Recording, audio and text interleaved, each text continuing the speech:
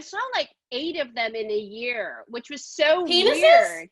Yeah, around our school. I mean, that's gross. That's really gross.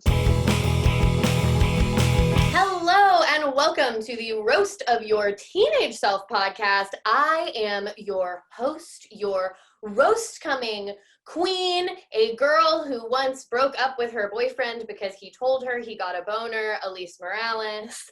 And with us today, guys, we have such an exciting episode. She is a stand-up, she is an actress, she is a literal icon, but before all of that, she was a graduate of the San Francisco School of the Arts. It's Margaret Cho!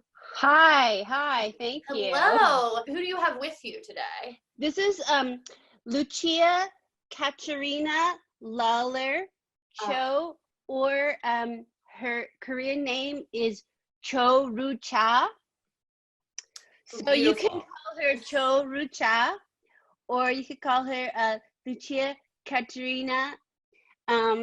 Either way, she really hates social media, so she's really always really anti-streaming, podcasting, especially Instagram Live. She hates. She doesn't.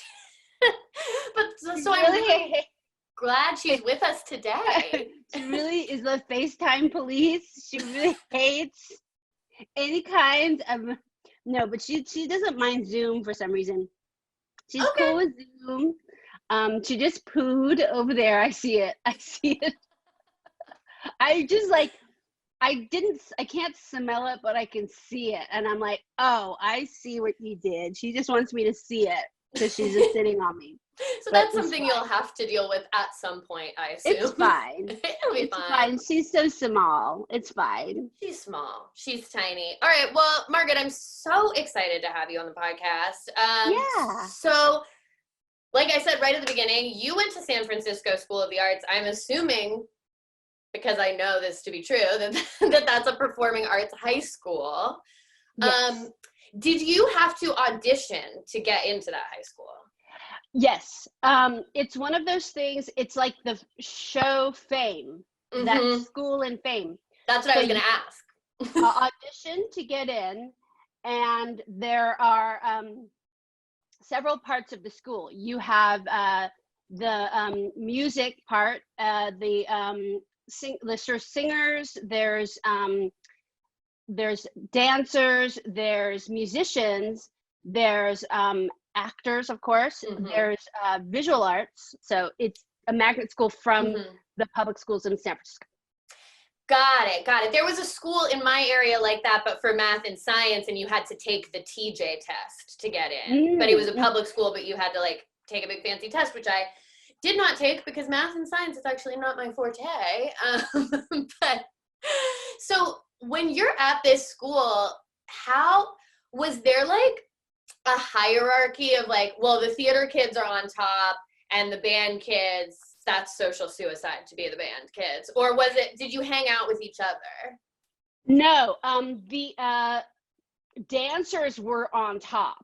Okay. The dancers were like on the social, because they were the most beautiful. I mean, the dancers were like physically perfect. You know, you couldn't get better than the dancers were like just absolutely stunning people. You really couldn't get any better looking than these dancers. Were just marvelous. And then I think the actors were probably the second tier, because they were also like the most dorky, and also the most outgoing, and scene steely kind of people, and also good looking. And then you probably had the band people, because the band people were also very charismatic, you know, like you had the kind of brooding piano players. I mean, the thing is that we didn't have like band, because band geeks were almost like people in band were the stereotype of people in band are from like regular schools. We're talking about like real virtuosos, like people who are like really great musicians who are not necessarily geeky, because they're such good musicians that they sort of transcend the idea of like band geek and become like their own thing. They're doing it because they actually have an aptitude for the instrument, and not because they're like, I literally need to make friends and an excuse to finger people on a bus. Yes. So it becomes like a calling as opposed to this sort of security blanket. Yeah. So I think it's sort of a different social construct than something that like is in a regular school. Although I don't know, like I think it depends, like what you use instruments for, and like what we so because sometimes like people use like instruments, like it depends on what you use them for and what you play. There are certain instruments that are just cooler. Like we would really have a guy playing saxophone really well on the school, like the steps in the courtyard when it was empty. I mean, it was so 80s. It was so ridiculous. Yeah, and so I wonder, like, was it, how much like fame was it? Like, how competitive, once you're in and you've gotten into this theater school, it seems, I mean, the theater at my high school was competitive and we were just like a random public school. So what was it like to be like competing with your peers on that level? It really wasn't that competitive because everybody was, there weren't that many people. So there weren't that many, and there weren't that many, I think there weren't that many productions, there weren't that many people, there weren't that many things that were happening that we were competing for. So everybody kind of got a turn to do stuff. And, you know, so it didn't feel as if you were in a high pressure situation. At least it didn't seem to me to be like that, you know, or like, you know, the kind of feelings that were going on had more to do with just like regular teenage angst, and it wasn't I think that like that sort of feeling of like fame costs, and this is when you start paying and sweat, had more to do with the reality of like a dance career would have on a young person and their body, you know, the reality of a dance career of a young person, you know, that's true. I mean, a dance career is very difficult for people in their bodies, and just like a music career is difficult for people in their bodies. I think an acting career is not really the same. I mean, it is, I think, in if you're talking about like a young ingenue on in a movie, but for like for somebody like myself, I always thought, oh, like my thing is like, I know, like, because I'm not white, I'm not necessarily an ingenue, I probably will end up playing character roles for the rest of my life. I think I'll probably have an enduring lifetime playing like a judge in everything. I was like, I'm gonna be the judge in every, I've actually not really even ever played a judge, but I bet I will at some point. But I thought, I was like, put it out in the universe. Let's get Margaret as a judge. I'll be a judge and everything. I would actually love to be a judge in something now, but I would love to be in the Supreme Court now, actually, for real. Oh, actually, that would be fantastic. That would be really great. But the idea of like, you know, the short life of an artist is really more of, I think, geared towards dancers than anything. And it's kind of almost a construct in the drama of a chorus line, or Staying Alive. Yes. Those kinds of movies. So we actually have a screenshot from a documentary about your high school that I wanted to pull up that you are featured in. So here you are. You're a junior in theater. You say your goal is that you want it all. Yes. Which I love the confidence. Yes. And but with the short boot, which I probably would not wear that, but and a legging. I actually like that shirt. The shirt, I was about to say, the shirt and the headband I like. It's very fashion forward for the 80s, and because it's actually projecting the 90s.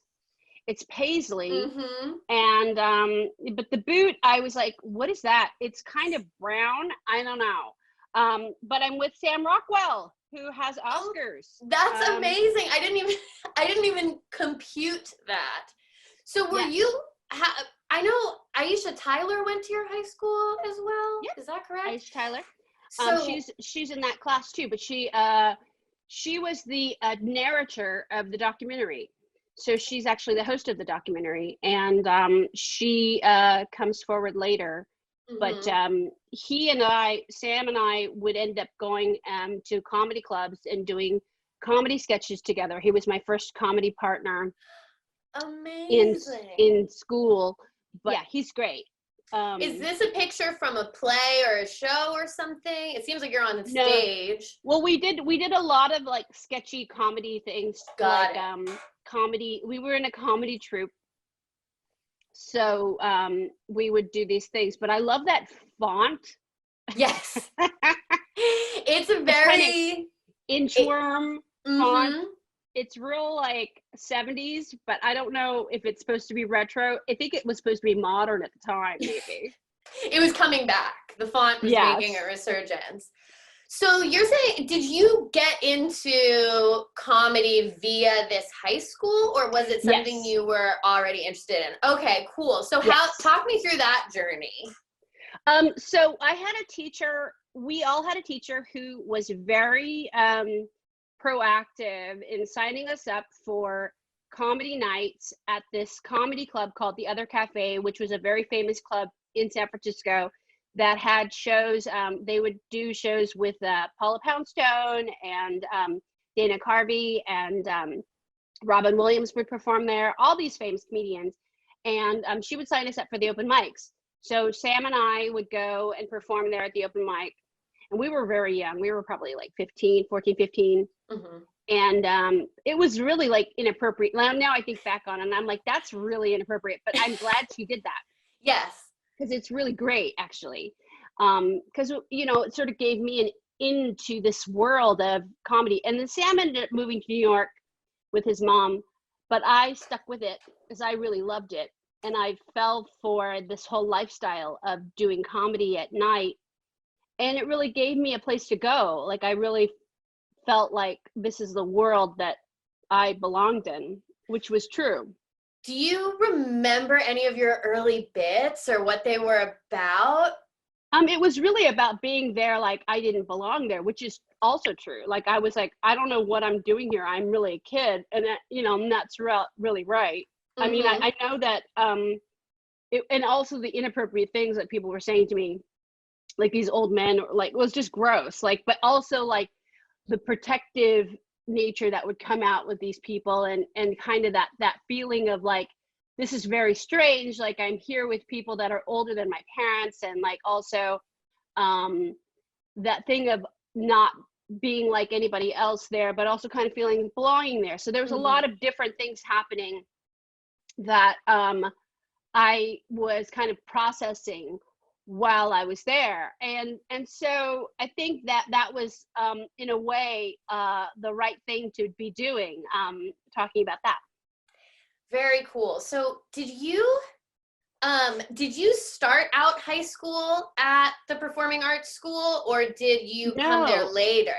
I came there later. I was at another magnet high school called Lowell High School, which was a math and science school. Okay. So I went there first, and then I went to the School of the Arts later. So what made you make that switch? I had to leave the Lowell because I got kicked out for not going to class because I hated it. I kept cutting, and then I got kicked out because I was like, it was such a valuable school. Like there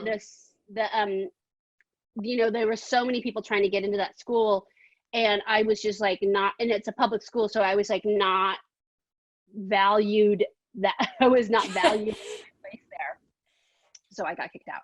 how did you end up at the math and science school first? Was that like something your parents wanted for you, or were you just kind of like, I guess I'll go here? Well, I had really good grades in junior high, and so it was just the thing of like, that's what you do, you know, when you have a high sort of like everything, like when you're an Asian American kid and everything is like college prep, there's no like elementary school or high school, everything is like college prep, which is like, to me, it's like, I don't even understand like what that is about. Like, you know, it's no, there's no sense of childhood or no sense of like innocence. Everything is about college prep, which is like, why are you trying to like advance adulthood so quickly? I know. It's really sad. So to me, that just seemed really unimportant. I mean, it was important when I was a really young kid, but then when I became like a teenager, then I was just like really rebellious against it. Like, I didn't want to do that. Like, I wanted to be an artist. And so that's really when I decided to like kind of rebel and not go to class and not go, because I didn't know how to flunk out except to just not go. I mean, that's a great, you were right. you nailed it. I think so. But that was really hard for my family to accept. I mean, I think that, you know, they're still upset about it, which I think is like also dumb to not like, be like, like, I think that they're like,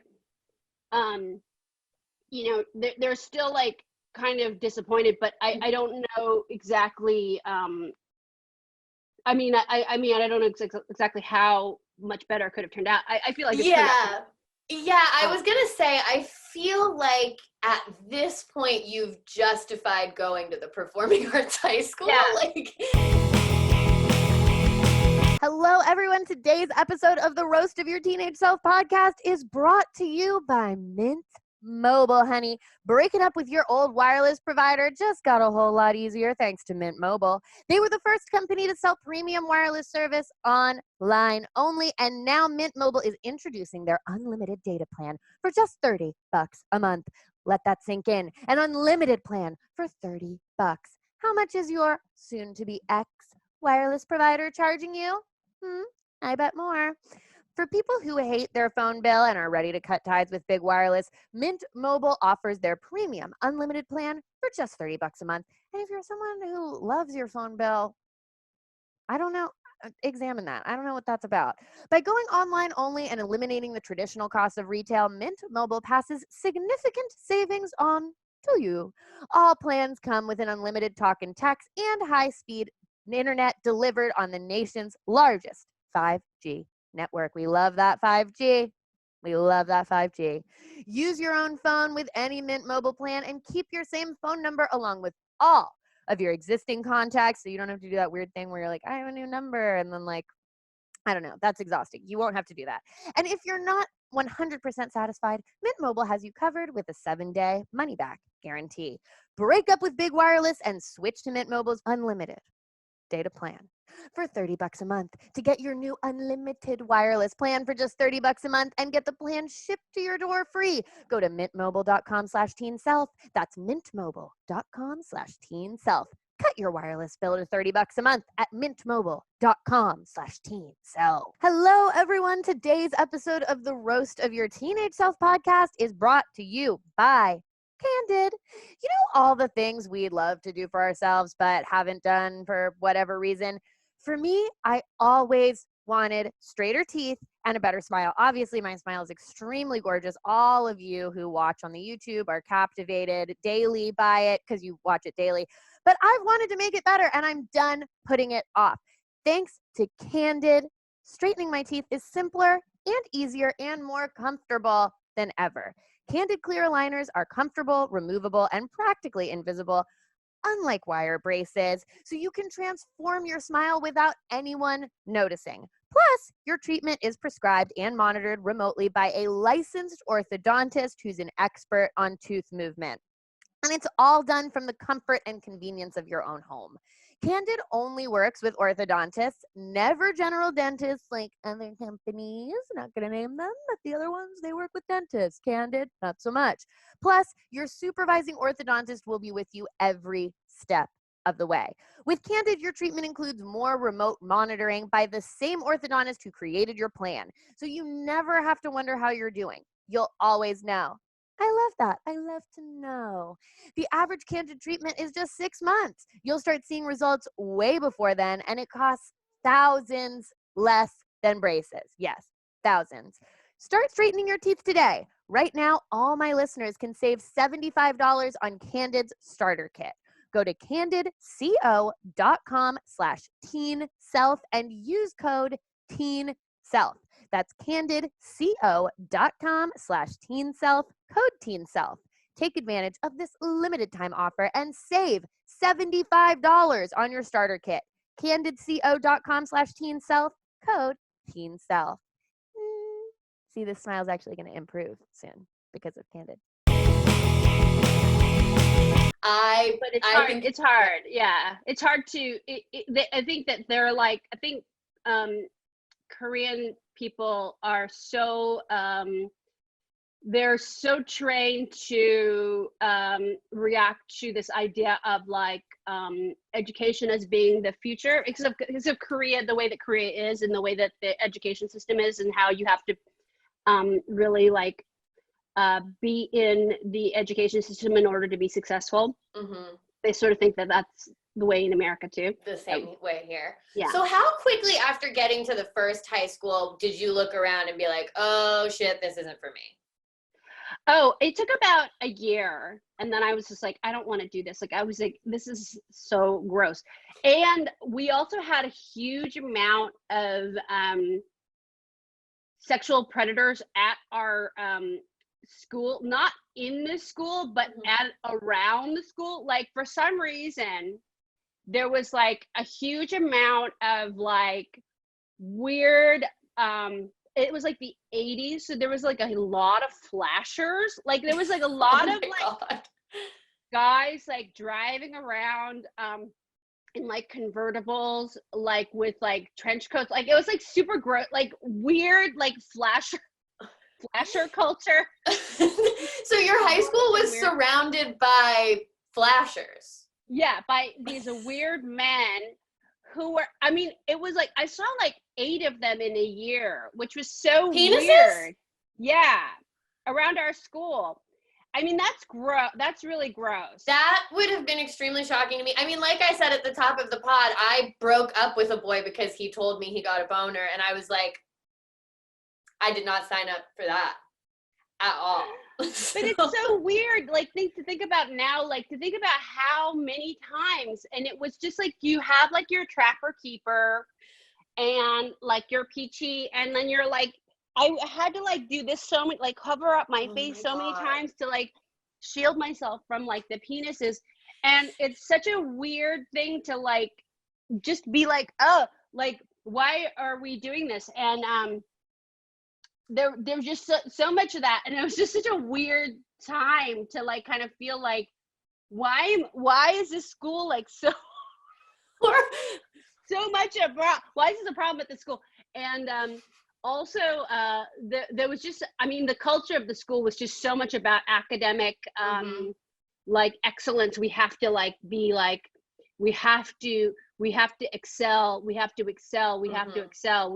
and all of it was so much forward thinking about like what college are you going to go to, what university. It wasn't college, it was university.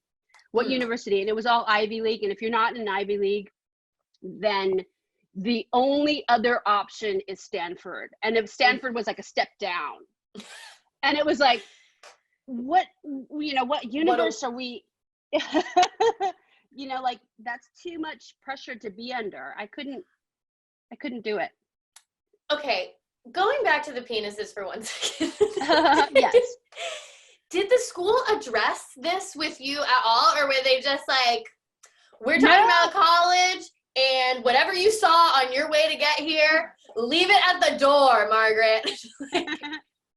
No, that was just something that you just sort of dealt with. Like it was just another thing that was part of you're like you just like you just dealt with it. Like it was just like part of your life. Like it was just that's just the reality of being a kid in the 80s, you know. That is so wild to me. So okay, you're skipping school at this point. What would you do when you were skipping? Like where would you go? We would go, like, it was actually me and a bunch of other kids at our school. Like, it was like not just me that was rebelling against this school. It was like a bunch of kids at that school, you know, because it was kind of a trend of like a lot of us were losing faith in that sort of system of, so it was a lot of Asian American kids who were just like, I'm not doing this. So it was like a bunch of us who were like, this is bullshit, and losing the idea of like, I can't endure it, and I can't be part of this. And then everybody sort of like went their own way, whether it was going and buying alcohol at like some weird like liquor store that would sell to like 14-year-olds, or like going and to like punk rock shows at night, or, you know, dyeing your hair, or you know, whatever it was, there was like some kind of like rebellion that you were pursuing. Everybody had their own form of it. And so when the expulsion finally happens, how did I'm assuming your parents didn't take it well, but what was the transition like from like you get expelled to then you move to the performing arts high school? Did you decide right away, or was there kind of like a weird in between time?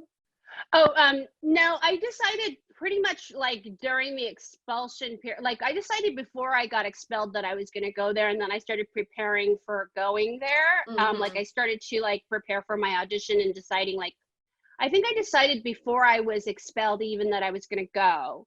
And then I was like preparing like to audition and preparing to get an agent. Actually, I was trying to like get an agent to go to start to go to like castings for modeling and for like a commercial agent, and like I was starting to like try to be like a, you know, like to get like commercial work and stuff, like professional stuff, like pet shots and all this stuff. Like I was trying to like do teen catalog modeling and trying to do like all this stuff. Like I was trying to be very like ambitious and trying to do that kind of stuff. So there was this burst of activity where I became very independent, and I was trying to like do things of like, oh, I'm going to be like a child star, like, but I'm not going to have my parents do it. I'm going to do it myself.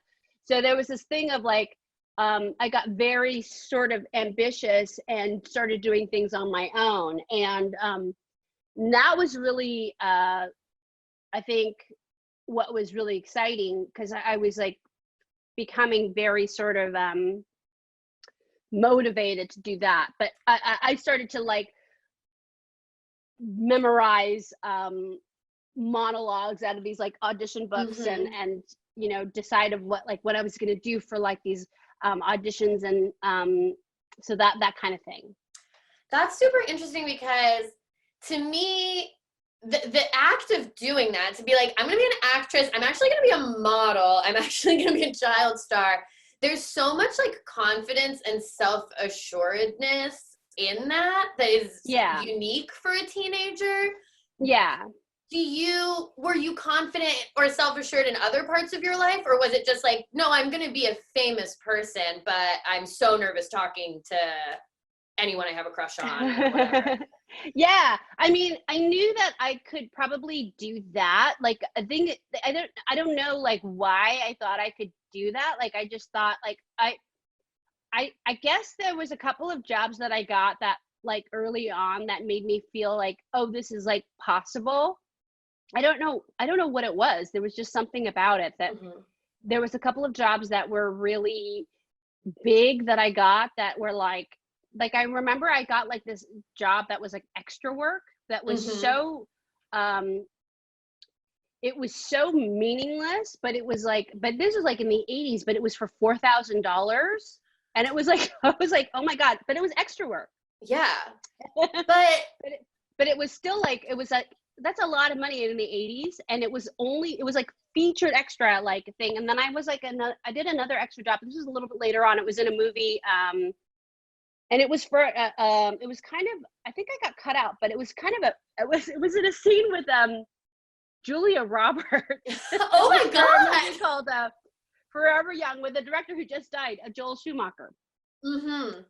And it was on Clement Street. It was in San Francisco. And so he specifically cast me in it. So it was kind of like this thing of like, it was like this whole thing where I was in stuff like that. So I specifically cast in things. So this was a little bit later on, but there was this confidence that came forward. So even if I wasn't speaking in roles, or I was still able to get jobs that were like kind of legit, even though I wasn't like an actress yet. You were getting just enough encouragement that was like, you got to keep going. Like, you got to keep moving and rolling along. Very cool. So, okay. During this time, are you dating at all? Do you have, I mean, I'm assuming you have crushes. I know. Oh, yeah. I know you're bisexual. So did you have crushes on girls at that time? Were you in tune with that part of yourself? Yeah, I think that I was probably much more of, like, I definitely I had a boyfriend when I was 15, but he was very, like, I feel like he was more feminine. I definitely had sort of more of a connection with people who were maybe, I guess, in the 80s who would be, they wouldn't be now they would be non-binary. Got it.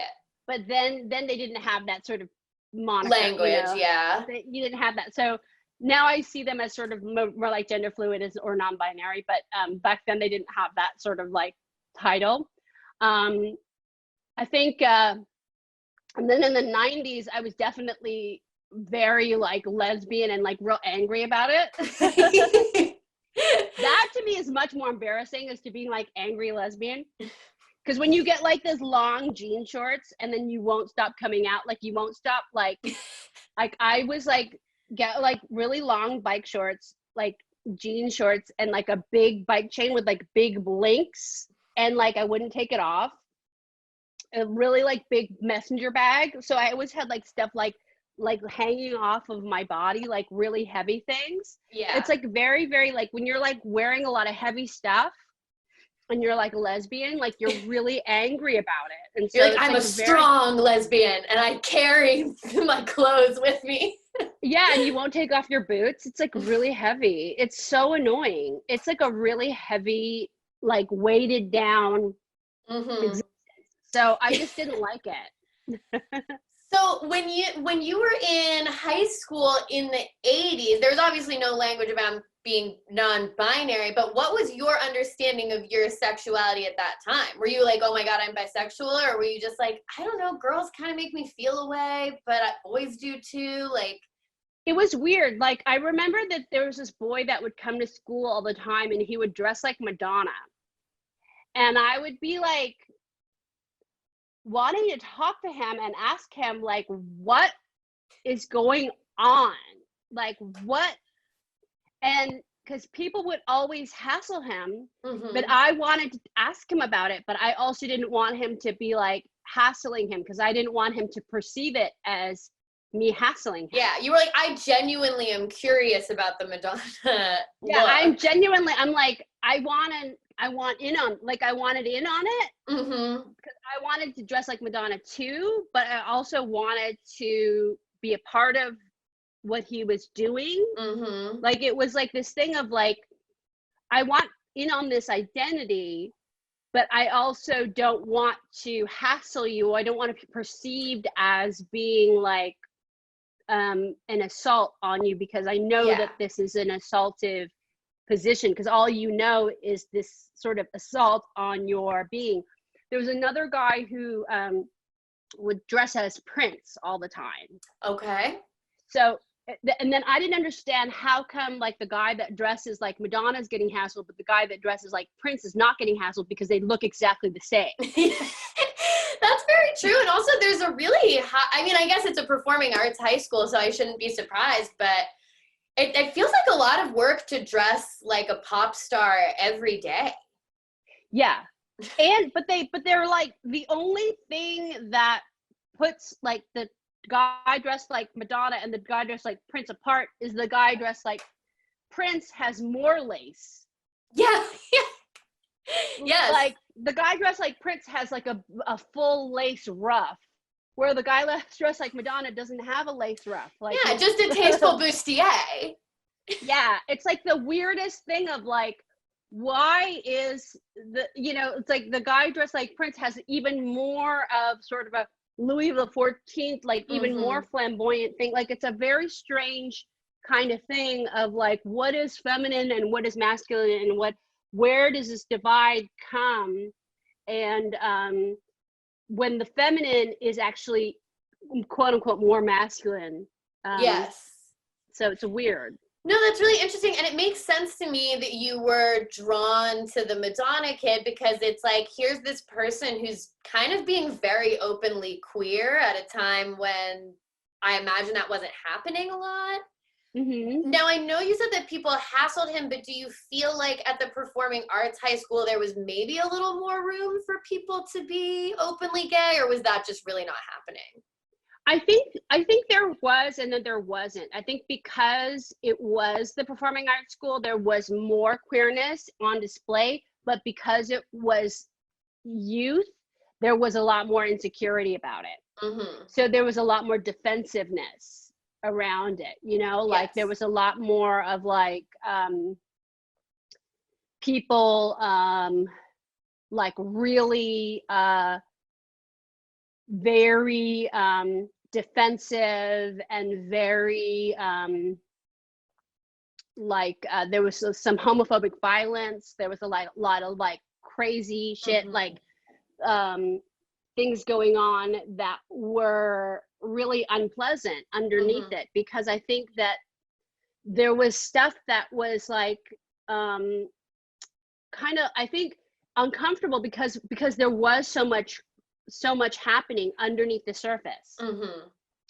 I think when you're really like around a lot of like young people, like the sort of like thing of like, because it wasn't like Harvey Milk High School where everybody is like openly queer and like we're like here as a safe haven. Yes. Because this is like the 80s where it wasn't necessarily like okay to be gay. Even San Francisco, people think, oh well, it's like a queer city, but San Francisco has a real conservative undercurrent, even though it's like a, supposedly this sort of like very like Sodom by the sea. It's really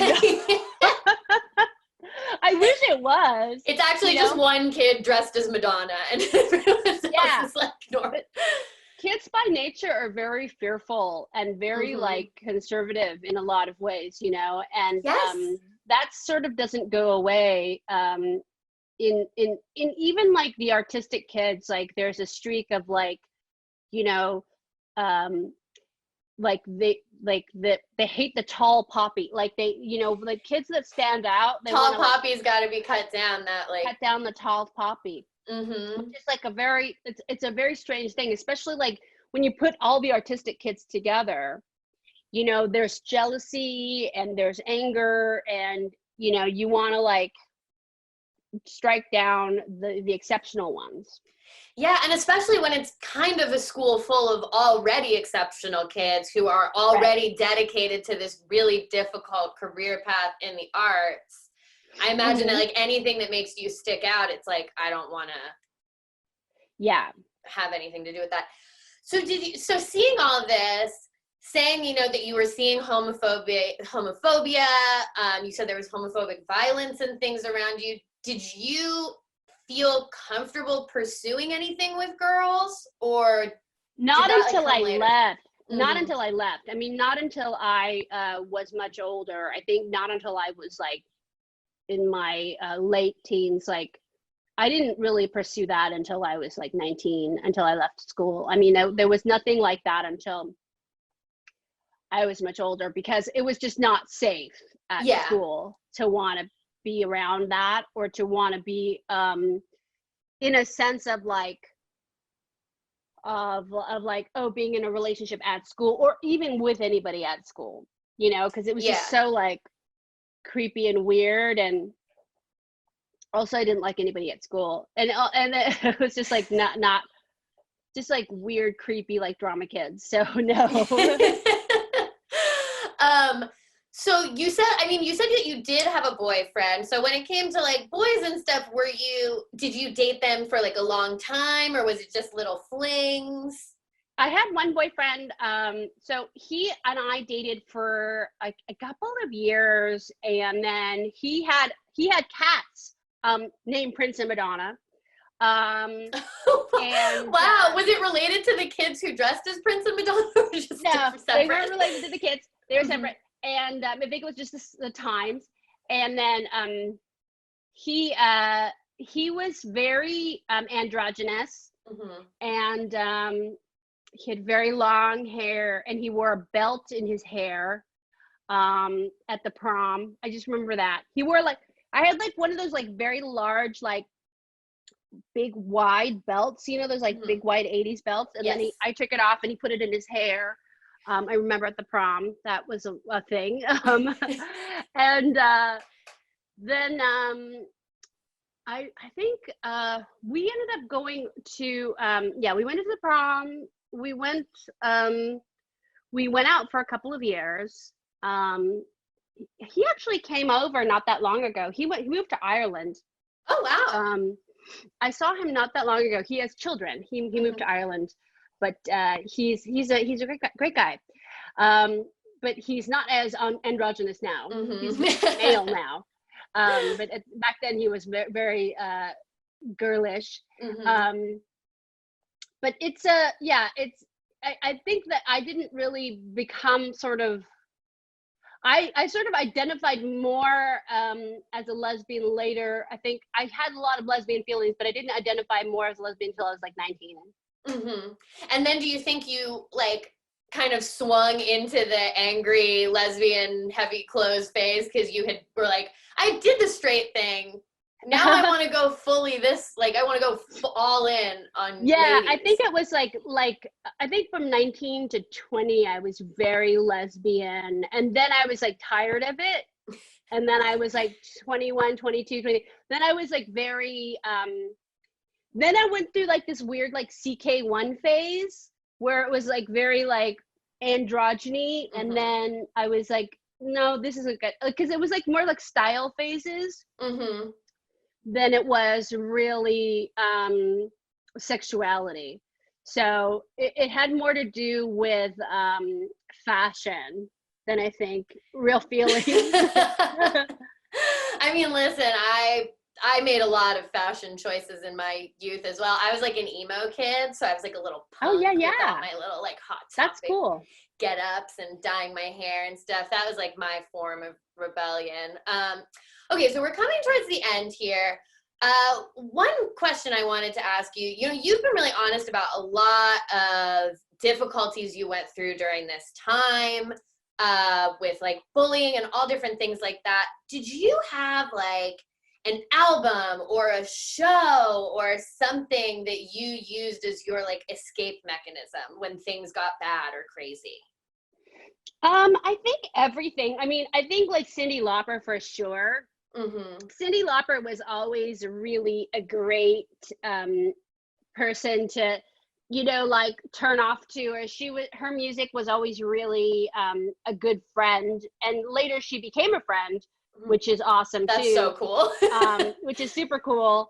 But her music and her energy was really inspiring as somebody that was such an oddball who became an icon. That you could really survive being a weirdo and thrive from it, so she was a real sort of a lesson in being yourself and really becoming something magnificent because of it, you know, because somebody so unique, who was so special, who was absolutely just once in a lifetime kind of creature, once in a millennia kind of creature, who just became like this role model, really, you know, like, again, like her album She's So Unusual was really like something like really moved me and changed me, and really made me believe that you could really survive this, and you could really like grow up and be okay. And I think that she really is a symbol for all of us, like all of us weirdos, that, you know, we could like survive it. And I think that, you know, like she really, you know, like her music and her voice and her image really was an enduring sort of metaphor and example of survival. That's awesome. Yeah, I think she was really probably really pivotal for me. If anybody, I would say her. Joan Jett also. Oh yeah. Somebody who was like about power and strength, and you know, just that kind of like female empowerment, you know, that through all of that, I think she was just almost like a knight in shining armor, that kind of like shining leather kind of image. She's perfect.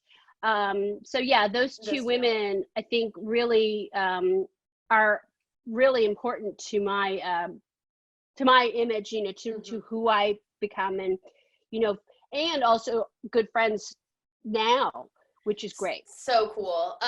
Okay. 3 more questions. 1, if you had to dress as either Joan Jett or Cyndi Lauper for school every day, which one would you choose? I think Joan Jett. Joan Jett is really, I mean, although I do love Cyndi.